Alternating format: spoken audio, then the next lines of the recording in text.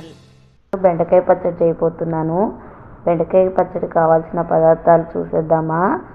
బెండకాయలు, టమాటాలు, ఉల్లిపాయలు, పచ్చిమిర్చి, చింతపండు, కరివేపాకు, కొత్తిమీర, పోపు గింజలు, వెల్లుల్లిపాయలు ఇవన్నీ కడుక్కొనేసేసి సన్నగా కోసుకొని ఒక గిన్నెలోకి వేసేసుకొని అందులో వాటర్ ముక్కలు మునిగేంత వరకు వాటర్ పోసుకొనేసి కొద్దిగా ఉప్పు, పసుపు వేసేసుకొని స్టవ్ వెలిగించేసి స్టవ్ పైన పెట్టేసుకొని ఒక మూత పెట్టేసుకొని అవన్నీ మంచిగా బాయిల్ అయ్యేంత వరకు ఉంచుకుందాం.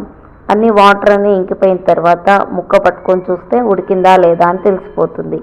ఉడికిన తర్వాత స్టవ్ బంద్ చేసేసి కింద దింపేసుకొని పప్పు గుత్తి తీసుకొని మంచిగా మెదుపుకుందాం. మెదుపుకొనేసి మంచిగా పప్పు ఎలా మెదుపుకుంటామో అలా మెదుపుకుందాం.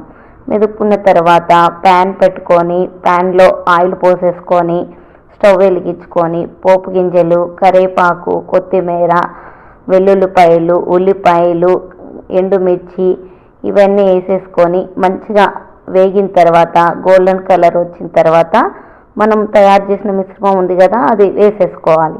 వేసేసుకొని మంచిగా తిప్పేసుకొని ఇంగువ ఉంటే కూడా ఇంగువ వేసుకోవచ్చు. మా ఇంట్లో తినరు కాబట్టి నేను వేయలేదు. మంచిగా తిప్పేసుకున్న తర్వాత ఉప్పు టేస్ట్ చూసేసి ఉప్పు సరిపోయిందా లేదా అని చూసుకొనేసి తర్వాత స్టవ్ బంద్ చేసుకోవాలి. సూపర్గా ఉండే బెండకాయ పచ్చడి రెడీ అయిపోయిందండి. ఇది రైస్ లేక్ కానీ చపాతీ లేక్ కానీ రాయలసీమ స్పెషల్గా సంగటి చేస్తారు, దాంట్లోకి కూడా చాలా బాగుంటుంది. చాలా చాలా చాలా బాగుంటుంది. ఒకసారి ట్రై చేయండి.